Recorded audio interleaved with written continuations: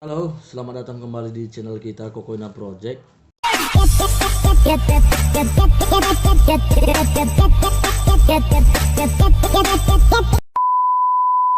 Jadi hari ini saya mau bahas kebetulan kawan saya ya, dua YouTuber, Joniar Nenggolan dengan Benny Edward.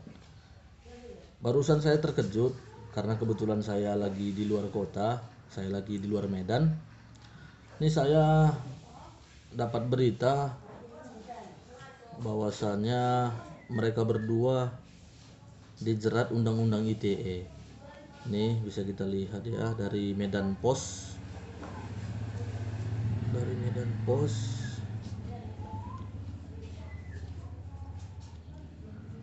Nah, judulnya Polisi tetapkan Joniar Nenggolan dan Benny Edward tersangka penyebaran berita hoax. Nah, di sini ada gambarnya nih.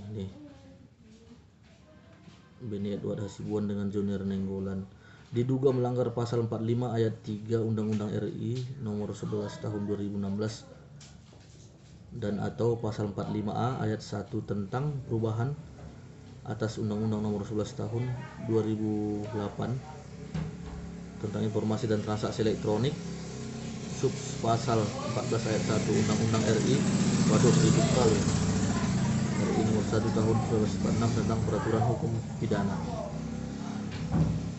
Nah, di sini saya pribadi turut sedih ya karena beliau berdua ini bisa dibilang salah satu YouTuber yang fungsinya untuk memberantas pungli khususnya di Indonesia dan terakhir di ini ya di Medan ya pada khususnya ya.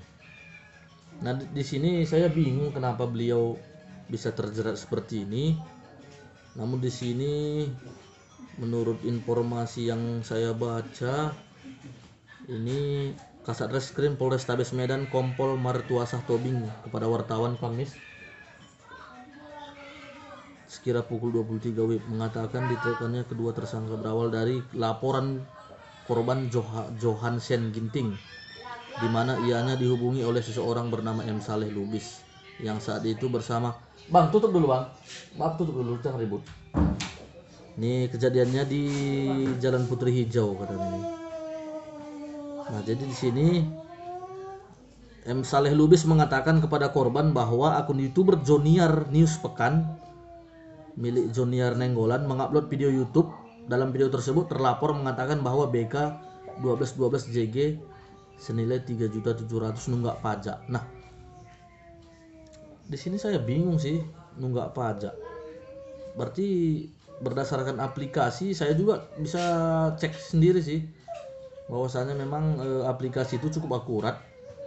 Namun sejauh ini saya belum bisa konfirmasi langsung ke beliau berdua karena setahu saya sebulan sebelum pajaknya mati itu memang udah tertera di situ nominal ininya gitu, nominal biayanya. Tapi di atasnya itu kan ada tanggalnya itu bahwasanya misalnya sekarang bulan 8 nih ada kendaraan yang bulan 9 pajaknya seharusnya mati. Kita cek melalui aplikasi itu memang di situ udah tertera nominalnya. Tapi di atas itu ada tanggalnya gitu. Nah, di sini saya mau di situ yang saya mau bertanya. Ada apa sebenarnya gitu? Karena kebetulan mereka adalah sahabat saya. Coba saya hubungi dulu ya. Coba saya hubungi Bang Joniar Nenggolan. Nomor yang Anda tuju sedang tidak aktif. Tidak aktif. Coba Bang Benny Edward ya, kita hubungi. Nomor yang Anda tuju tidak dapat dihubungi. Tidak bisa dihubungi guys, kenapa ya? Saya juga tidak tahu pasti sih masalahnya gimana, tepatnya seperti apa. Yang jelas mereka dituding istilahnya melanggar Undang-Undang ITE seperti itu ya. Nah, cuman besar dugaan saya mungkin kesalahan ini kan bulan 8. Mungkin pajaknya bulan 9 mati. Jadi kita cek di bulan 8 itu memang udah dibuat nominalnya sebanyak pajak yang harus kita bayarkan, tapi tanggalnya kan ada di atas tuh.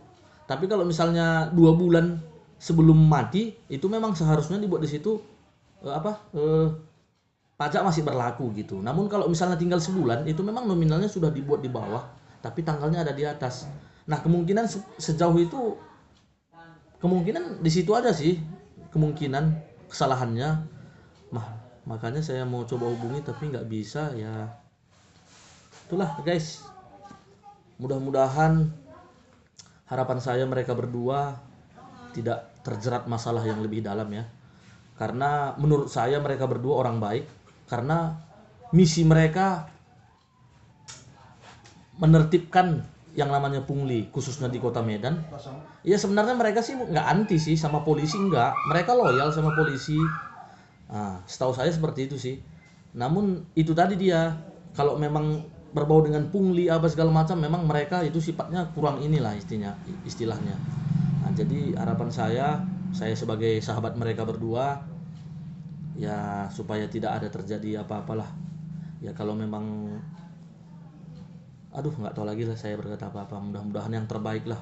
Karena mungkin teman-teman juga tahu lah semua bahwasannya dari video-video yang mereka upload, masyarakat bisa menilai kok positif atau gimana. Nah, saya juga secara pribadi, bukan karena saya adalah teman mereka, tapi memang saya lihat mereka memang positif gitu tujuannya. Misalnya yang beberapa yang waktu lalu yang terakhir itu yang seperti yang viral juga di ini tadi di pemberitaan kan, yang pungli masalah 500.000 katanya. Nah kalau memang betul seperti itu kan memang ya harus diberantas gitu. 500.000 seharusnya masuk ke uang kas negara, nggak masalah. Kalau misalnya memang ada mobil, sepeda motor yang memang terjerat, yang tidak lengkap, tidak punya ini, tidak punya itu, ya seharusnya memang masuk ke uang kas negara, jangan masuk ke uang kas pribadi. Nah, kira-kira seperti itulah. Saya mewakili channel Kokoina Project, sesama penggiat YouTube. Ya, itulah harapan saya yang terbaik lah. Sejauh ini memang kemungkinan mereka belum bisa saya hubungi. Nanti perkembangannya akan saya upload lagi. Saya akan coba konfirmasi ada apa sebenarnya kok bisa mereka sampai terjebak ke undang-undang ITE demikian. Oke sahabat-sahabat, demikian aja video kita. Kalau kalian suka dengan video kita, kalau ada pertanyaan kalian boleh tanyakan di kolom komentar di bawah. Oke. Sampai di sini aja video kita. Salam menjuah-juah, man badak rina. Bujur.